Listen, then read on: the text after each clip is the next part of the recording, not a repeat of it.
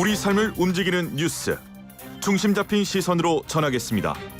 황보선의 출발 새아침.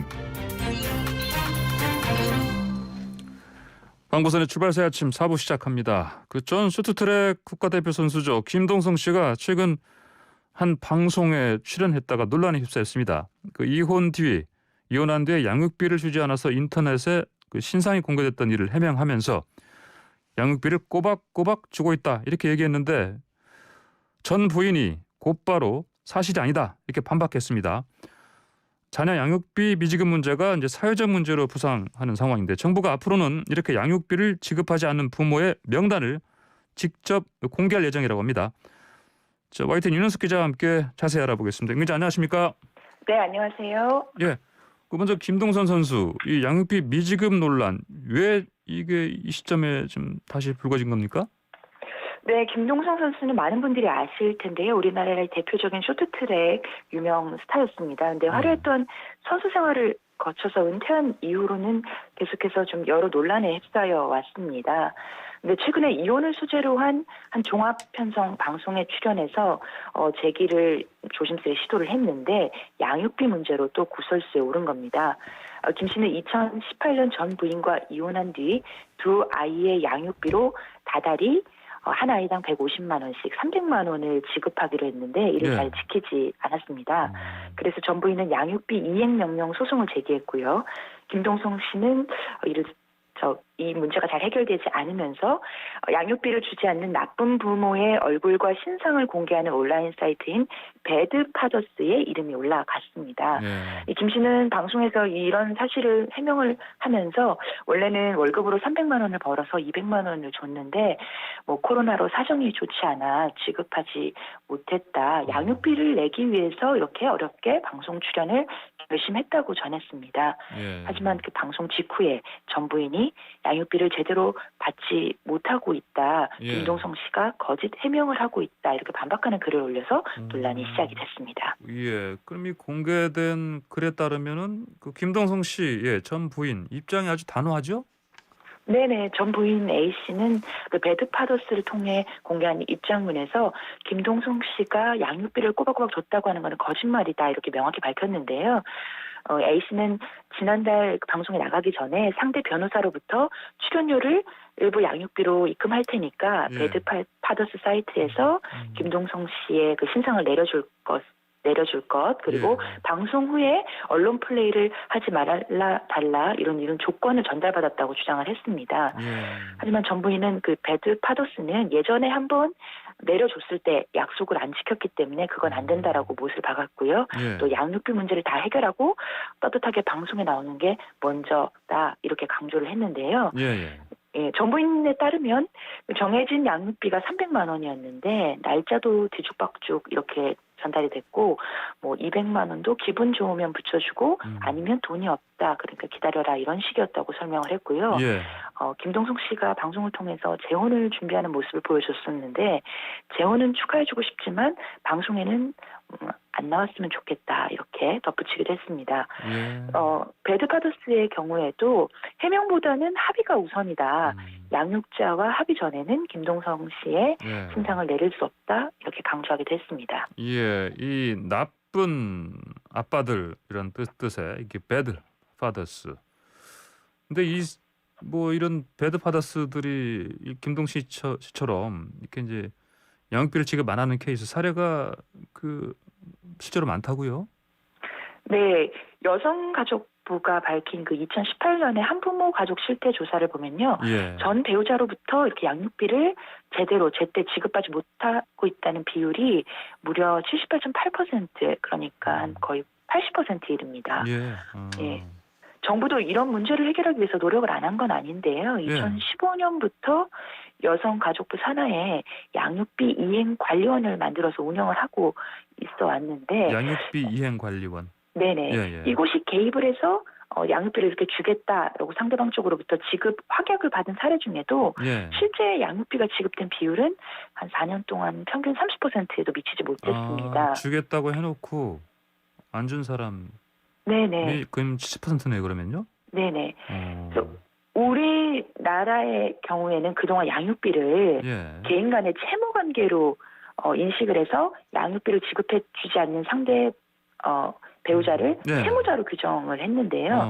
근데 만약에 뭐 이혼 후에 재산을 뭐 다른 사람의 명의로 돌려놓거나 주소를 옮기거나 예. 뭐 해외로 나가버리거나 이런 식으로 편법을 사용하면 사실상 받아낼 방법이 없었습니다. 아, 그래요? 오. 네, 그래서 그동안 이렇게 양육비 미지급 문제로 벙어리 냉가슴을 앓던 사람들이 모여서 만든 곳이 2008년에 문을 연 곳이 배드 파더스인데요. 배드 파더스. 예. 나쁜 예, 아빠들. 예. 네네. 배드 파더스 사이트에 들어가 보면 예. 이렇게 홀로 아이를 키우는 양육자에게 양육비를 주지 않는 부모의 신상이 공개되어 있습니다. 네. 얼굴 사진과 함께 이름뿐만 아니라 집 주소 그리고 직장도 공개를 하는데요. 예. 지금도 들어가 보면 수백 명의 명단을 직접 보실 수 있습니다. 네.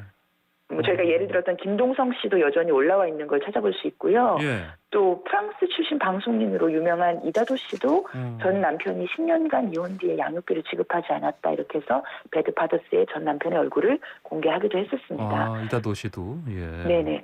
그래요. 이 지금. 단체 이름이 배드 파더스이다 보니까 예. 뭐 나쁜 아빠만 부각된다 이런 지적도 받긴 했는데요. 나쁜 엄마들은 없어요? 그게? 실제로 있습니다. 양육비를 주지 않는 비율을 예.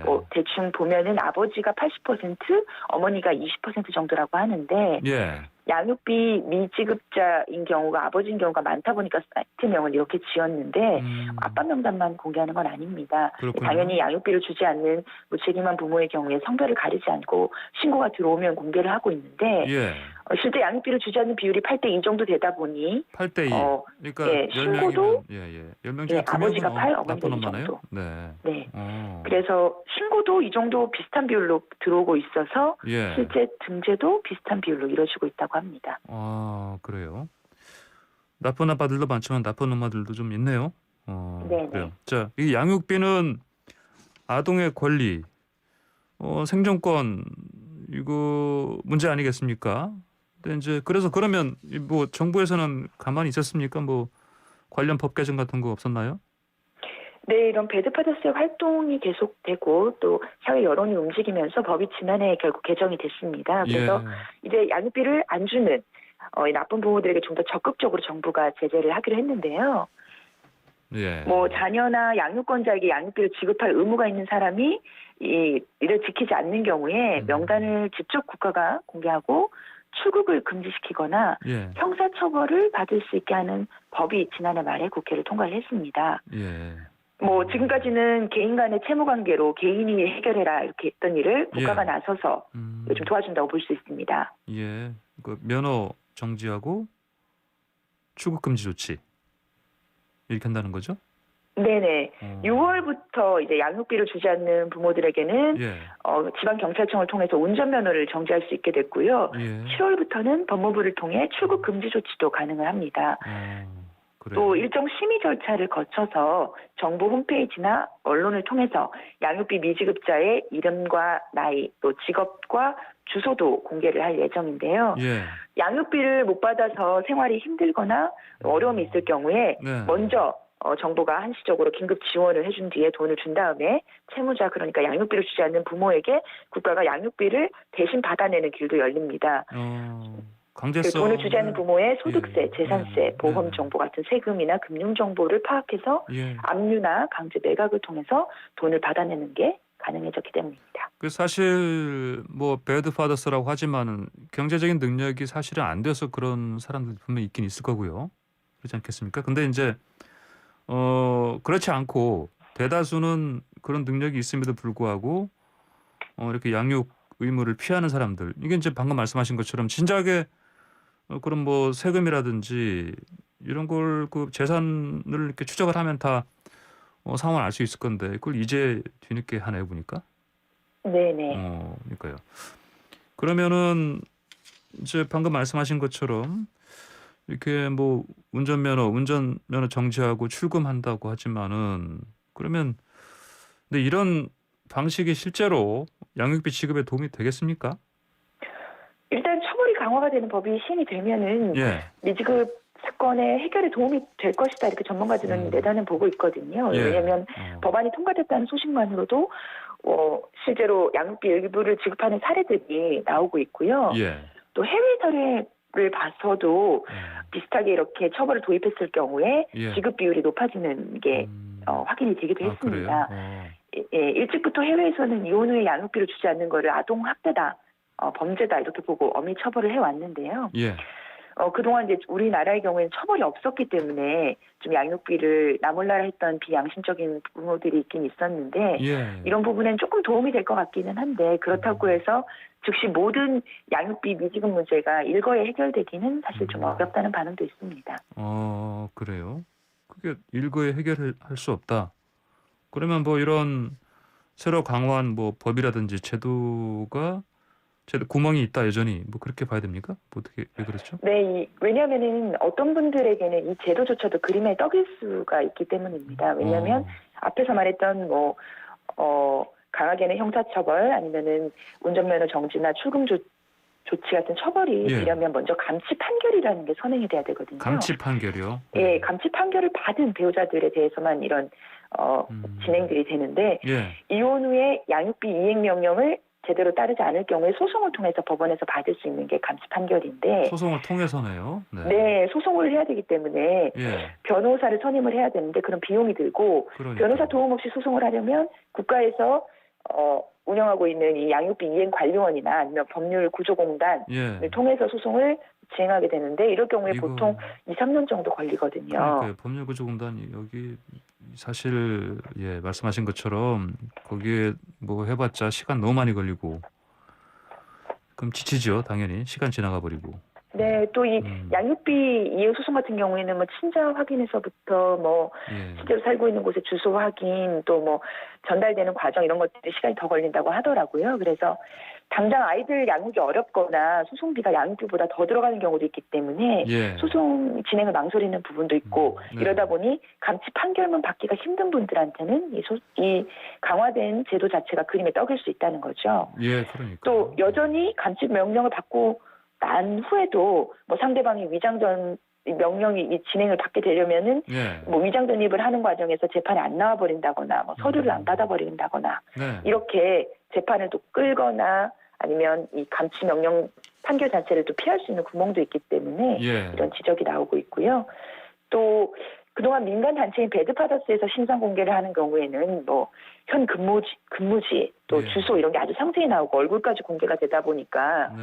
뭐 이런 것들을 피하기 위해서 뭐 미지급자들한테 이렇게 배드파더스에서 연락을 할 경우에는 뭐 당장 협의를 진행하겠다 뭐 이런 식으로 뭐 좀 빠르게 진행된 경우도 있었는데 예. 정부가 추진하는 명단 공개의 경우에는 주소가 도로명까지만 나와서 정확히 파악이 안 되고 뭐 동명이인이 그래서 좀 피해를 볼 수 있다는 점도 있고 뭐 디테일한 측면에서는 좀 아쉽다는 부분도 있습니다. 예. 하지만 어쨌든 양육비를 주지 않는 행동을 그동안은 개인 간의 채무로만 봤는데 이제는 아이들의 생존권과 연계된 범죄라는 점이 인정이 됐기 때문에 예. 그래서 형사처벌 가능성까지 열린 점은 진일보한 것으로 평가는 받고 있습니다. 예. 알겠습니다. 자, 오늘 말씀 여기까지 듣겠습니다. 감사합니다. 네, 고맙습니다. 네, 지금까지 윤현석 YTN 기자였습니다.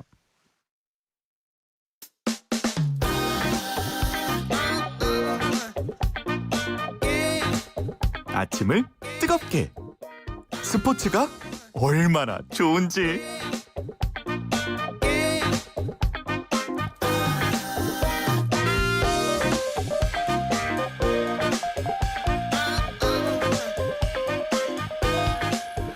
네, 매일 아침 스포츠의 매력을 짧고 굵게 전해주는 코너 스포츠가 얼마나 좋은지 시간입니다. 자, YTN 스포츠부 조은주 기자 전화로 연결돼 있습니다. 조 기자 안녕하십니까? 안녕하세요. 네. 자, 2월 4일 오늘로 베이징 동계올림픽이 꼭 1년 남았습니다. 평창 예. 이후 대회인 베이징 동계올림픽은 매년 2월 4일에 개막해서 20일까지 17일간 열전을 치르는데요. 예. 당장 눈앞에 도쿄 하계올림픽이 열리냐 이것에 집중하다 보니까 상대적으로 베이징 동계올림픽에는 관심이 덜한데 예. 중국은 무조건 한다, 잘한다 강조하고 있습니다. 지난주에 시진핑 중국 국가주석과 토마스 바흐 IOC 위원장이 통화했는데 시 주석은 베이징 동계올림픽이 완벽한 성공이라는 영예를 안을 수 있다고 자신한다 이렇게 호언장담했습니다. 예, 방점은 무조건 한다겠네요. 보니까. 네. 무조건 한다.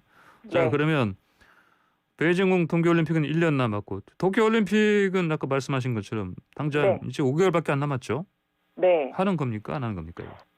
일단은 한다고 생각하고 선수들도 또 올림픽 관계자들도 준비를 하고 있는 것 같아요. 예. 저도 와닿지는 않는데 하겠거니 하면서 마음의 준비는 하고 있는데 무관중 얘기가 슬슬 나오고 있고요. 예. 그 어제 IOC랑 도쿄올림픽 조직위원회가 플레이북이라는 것을 공개했습니다. 코로나19 규정집이라고 생각하면 될 것 같은데요. 예. 일본에 오기 전에 또 입국할 때 출국할 때 대회 기간 동안 방역 지침 어떻게 지켜야 하는지 써 있는 그런 책입니다. 보면 먹을 때 잘 때 빼고 마스크 계속 써야 되고요. 예. 정기적으로 코로나19 검사 받아야 되고 동선을 이제 파악을 해야 되니까 스마트폰 앱을 내려 받아야 되고요. 또 대중교통 타지 말기 뭐 이런 내용들인데 뭐 기본적이죠. 예. 일단은 관중이 오는 거를 지금은 감안하고 준비를 하는 거니까 우리 야구장에서도 그랬듯이 이제 침튈까봐 박수만 치라고 했잖아요. 예. 그래서 노래 부르거나 뭐 좋아하는 선수 연호하거나 이런 거 못하게 했고요. 어제 나온 그 규정지 플레이북은 종목별 국제연맹 또 심판을 위한 33쪽 분량이었고요. 예. 또 선수들이나 뭐 기자용, 방송사, 중개사용을 위한 플레이북도 계속 차차 나올 예정입니다. 눈에 띄는 게 올림픽 오는 참가자들 네. 코로나19 백신 의무 접종은 아니다. 그래도 웬만하면 자국에서 백신 맞고 오도록 장려해달라 이런 내용이 있더라고요.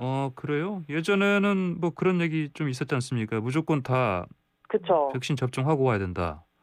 이거는 근데 좀, 뭐 네. 강제는 아니다. 어제 강제는 나온 게 아니다. 그거고요. 그래요. 네. 선수들 반발이 너무 거세서 그런가 보네요, 보니까. 그렇죠? 뭐 일단 네네. 백신 수급 상황이 나라마다 다 다르기 때문에 예, 예. 무조건 맞고 와라라고 하는 게 오히려 뭐 차별이 될 수도 있고 뭐 여러 생각을 하는 것 같아요. 그래서 그래요. 예. 우리나라 움직임이 어떨지 제가 또 어제 간만에 불꽃 취재를 해봤는데 그래요? 우리 정부도 국가대표 선수들에게 코로나19 백신을 우선 접종하기로 방침을 정했더라고요. 우선 접종이요? 네, 그 질병관리청이 정한 백신 우선 접종 대상은 사실 의료인이 최우선이잖아요. 그리고 거기서는 저도 못 봤어요. 네. 그렇죠. 의료인 일이죠. 국가대표나 뭐 올림픽 우선이요? 참가자는 포함이 안 되어 있습니다. 예, 근데 이런 경우에 예방접종 심의위원회 의결을 거치면 우선 접종 대상자가 아니라도 이제 앞쪽에 배치가 될 수 있다고 해요. 그래서 예. 방역당국이랑 문체부는 선수단에 백신 예방접종 하겠다 이렇게 공감대를 이뤘고요. 제가 봤을 때 포인트가 도쿄올림픽 가는 선수들 뭐 백신 맞는 건 당연하고 예. 올림픽 출전권 따려고 이제 국제대회 막 나가는 국가대표 선수들 요새 이제 많아지거든요. 예, 예. 이 선수들도 포함되고 또 여기에 1년 앞으로 다가온 베이징 동계올림픽 국가대표 또 그 티켓 따려는 선수들까지 다 포함이 됩니다. 네. 그래서 그 백신 뭐 맞을 수 있는 선수는 인원은 1,000명 정도로 추산을 하더라고요. 그래서 예, 이르면 3월부터 국가대표가 백신을 맞을 수 있을 걸로 보입니다. 예. 자, 우리 보면 스포츠가 글쎄요. 뭐 그 국외선양이란 말을 많이 하지 않습니까? 네. 예, 그래서 여론이 아무래도 뭐 나가서 메달 딸 사람들이니까 뭐 네. 나쁘진 않을 것 같은데 어떻습니까? 뭐 신경 안 쓸 수가 없는 부분이죠, 여론을. 근데 예. 사람마다 생각이 다 다른 것 같아요. 누구는 뭐 건강한 선수들인데 먼저 맞는 게 특혜 아니냐, 왜 새치기 하냐, 뭐 이렇게 할 수도 있을 것 같고 예. 또 백신 안전성 때문에 불안해하시는 분들은 그래도 선수들 몸이 재산인데 그렇게 막 맞춰도 되냐 하는 분들도 계실 것 같아요. 예. 근데 전해드린 대로 일단 1,000명 정도라서 일단 우리 인구 대비해서는 굉장히 소수고요. 예. 국가대표고 또 국제대회 나가면 뭐 마스크 벗고 전 세계 선수들하고 다 부딪히고 뭐 하니까 네네. 최소한의 안전망이라서 뭐 개인적으로는 필요한 조치라고 생각을 합니다. 네. 그리고 외국 사례도 보면 이스라엘은 뭐 올림픽 선수단 절반 넘게 이미 백신 맞았고 호주나 헝가리, 뭐 세르비아, 벨기에 이런 데도 선수단 맞고 네. 있거나 맞힐 예. 거라고 발표를 했어요. 우리도 뭐 올림픽 보이콧 할 거 아니라면 예방접종해서 안전하게 선수들 보내는 게 좋을 것 같습니다. 예. 그리고 짧게 그 선수단 위한 조치가 하나 더 있는데 네. 선수들이 이제 외국 나갔다 돌아오면 자가격리 2주 해야 되잖아요. 예, 근데 예. 그때 방 안에만 있으니까 근육도 다 풀리고 힘들다 이 말씀 전해드렸었는데 그거를 일주일로 절반 줄이거나 동일 집단 코호트 격리 통해서 최소한의 훈련을 할 수 있도록 돕기로 했습니다. 코로나19 음성 확인서를 내는 걸 전제로 이미 조건부 승인이 났다 이런 소식도 전해드립니다. 예, 알겠습니다. 오늘 말씀 여기까지 듣겠습니다. 감사합니다. 감사합니다. 네, 지금까지 YTN 스포츠부 조은지 기자였습니다.